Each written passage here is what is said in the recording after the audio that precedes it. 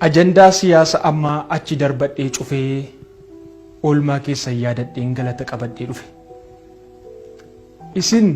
paartii siyaasaa himattanii afaan rasaasaan buune ganda aanaaf godina gooxiif jecha sin duune wallaggaaf shawwaan jenne jimmaa arsii fi baalee harargeef iluun jenne walloo gujiif moyaalee oromoof oromiyaa qofaaf dirree qabsuutti yaatan kaanitti cabee caccabe kaan irbaata rasaasaa taatan lubbuu tokkittii qabdan nuuf jecha galaaftanii uleedhaan reebamtanii dhiiga dhangalaastanii gatiitti kaffaltanii dafqaan itti cabdanii qawweef rasaasa diinaatti laphee keessan qabdanii duukkanaan golgamtanii dhabdanii ho'aaf ifaa beelaaf dheebuun sin fixee sinirraa kaasee bifaa funcaadhaan hidhamtanii sibiilaan dararamaa nuun bakka gaarii oolchuuf ooltanii bakka hamaa karaa nagaa baatanii falmachuudhaaf haqaa shororkeessaa jedhamaa itti baddanii maqaa elektirikiin sin qabee otuma sin adoochuu mana duukkanaa banee otumachi sin oolchuu daandii dhugaa dhiistanii gonkan sochoone bakka kaayyoo fi galma keessan hin irraanfanne takkaa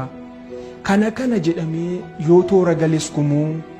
waa'een keessan gonkumaa odeeffameeyyuun dhumu afaan guunnee dubbannaa eenyu yoo nu gaafate isintu dukkana jalaa ifatti nu baafate ol kaasnee sin leellisnaa nuti naqnu hasaasaa dhugaan isin qabattan caalee argame rasaasaa saba keessan caalaatti lubbuun sin hin mararre kan keessani qeerroo koo galanni hin dabarre oolmaa isin nuuf ooltan himneen xumurru maraa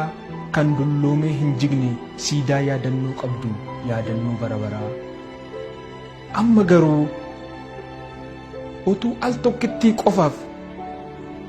ol jettanii ilaaltanii akka nutitti jirru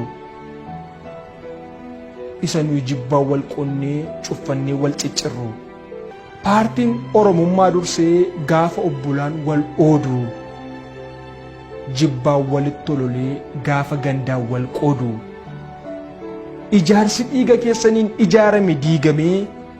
gaafa orminuu keessa jettu utuu al tokkoof ol jettanii ilaaltanii silaa maaluma jettu.